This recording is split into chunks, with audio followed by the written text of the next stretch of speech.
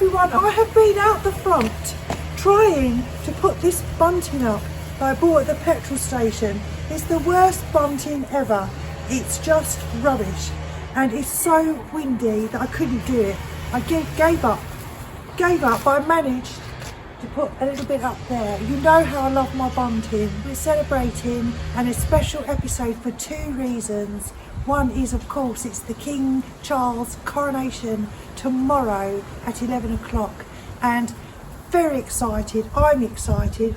Richard, as you can imagine, is beyond himself with excitement, so much so he could not appear in this video. Too emotional. But Lottie and Lucy will be in with me in their little princess outfits. I've got my tiara ready.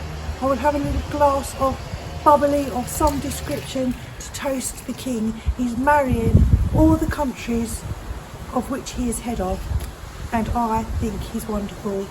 So the second reason is, do you remember, how could you forget, the wonderful Una from Granny's Garden over in Spain? She did her YouTube channel for 3 years. She always set an intention. I'm doing this for 3 years. I'm going to bring my garden back to life in 3 years, do as much as she could. And then she would end her channel, and that's what she did. I miss her. We've been great friends. I'm sure you miss her. But she sent me a little update of her rose fountain. I'm so pleased to be able to share this with you today. Here's Una back in Granny's garden. Hello Jeanette, and thank you so much for giving me these few minutes to share with you. You know, when I was setting up the camera just a few minutes ago, I got the real urge to say hello there and welcome to this week's Granny's Garden. But of course the YouTube channel Granny's Garden is no more, but the garden itself of course is still here, alive and kicking.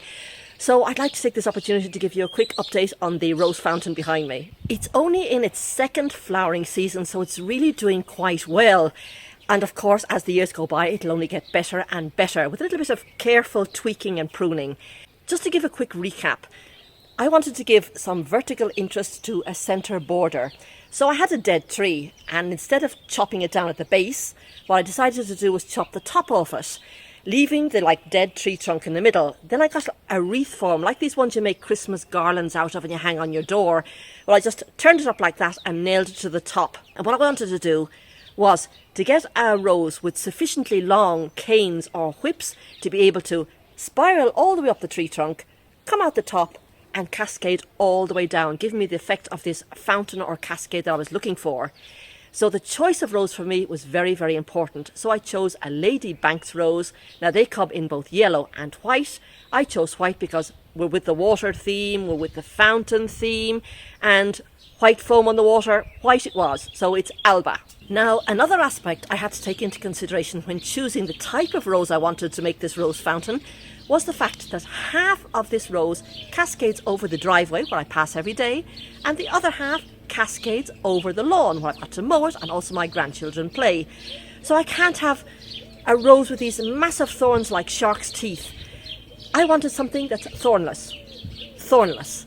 It's often described as thornless. It isn't actually thornless. If you look, there is on a few whips, very few, an occasional soft thorn. But believe me, it doesn't catch on anything. But it is something to take into consideration, especially if the location is somewhere you're going to pass by day after day. If you have it on the back of a border where it rambles up a tree and can be let do its thing, that's fine. But choose well if it's got to be somewhere you pass every day. Well, I've covered the fact that A, the whips are really, really long, perfect for a rose fountain. And also the fact that it's thornless, so it can be put in locations that maybe you wouldn't be able to put other types of roses or rambling roses. Now I want to get to the third aspect. The fact that it's architecturally beautiful even when it's not in blooms. Now, just as a quick aside, this particular rose, the Lady Banks rose, as I said, blooms for a good 4 to 6 weeks. It started blooming for me on the 1st of April. It is now the 2nd of May, and as you can see, it has still got a lot of blooms, and there are even some buds still left to open. So that's a lot of bang for your buck, considering that in winter your garden doesn't bloom anyway. If you take into consideration just the flowering season of a garden, 6 weeks isn't bad at all. But I don't want only something that's nice in the flowering season. And because this is beautiful and flexible, when it's not in bloom, it's still an architecturally beautiful element. It's whips move around in the wind, and it gives you almost like a vibe, like a weeping willow vibe. It's actually quite beautiful, even when it's not in bloom. Now, regarding ongoing care, it's absolutely minimum. If I said this was at the back of a border and you just had it climbing up or wandering up a tree or rambling up a tree, then the maintenance would be zero. Because this is a rose fountain, I have to probably tweak it now and again. Now, pruning time is when the flowers are done. This is not like a climbing rose or a shrub rose. If you prune this earlier on in the year, like you do with most other roses, all you're going to do is cut off these lovely blooms because it's blooming on old wood. So you leave it until it's finished blooming and then have a look and see if it needs a tweak. In a rose fountain, I'd be having a look to see if any of the canes are getting a little bit too thick for my liking, and I'd chop those back, leaving new flexible growth appear, because I always want to have this soft cascading effect that gets blown around in the wind, which is very important for me. So all in all, considering it's only 2 years old and I bought it as a wee little plant, it's doing very, very well and I'm very happy with it. It is a good way to cover up a dead tree trunk, especially if you don't fancy digging it up, which is quite a job. So, good way to cover it. Some of you might be thinking, but if the actual thing holding it up is dead, it'll eventually rot down. And of course, that is true.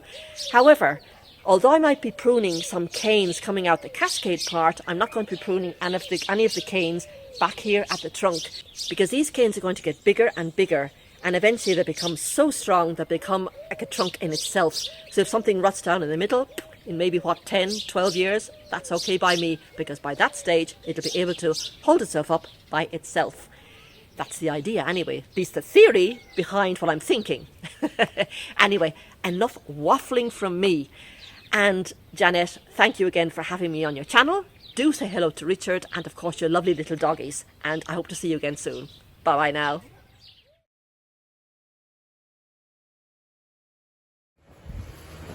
So I hope you enjoyed that. I thought that was just wonderful. I can't believe this is just 1 year of her rose fountain. And she says, as you saw, it was just a small little rose and now look at it. So thank you, Una. And Una, if you ever want to share any more updates, I'd be more than happy to show them here, because a lot of people miss you. Anyway, I've got to go. Tomorrow is the coronation. I hope you all enjoy a wonderful bank holiday weekend. We get Monday off as well, which is extra special. There's a concert tomorrow night and then there are lots of street parties on Sunday. Unfortunately, it doesn't look like the weather is going to be very kind, and I don't know if I'm going to be able to do a video next Tuesday if it rains as much as they say it will for the next 3 days. If I can, I will. If not, I'll do one whenever I can. Thank you for joining me. Thank you for joining Una in Granny's Garden. Have a wonderful day tomorrow and I will see you soon. Bye.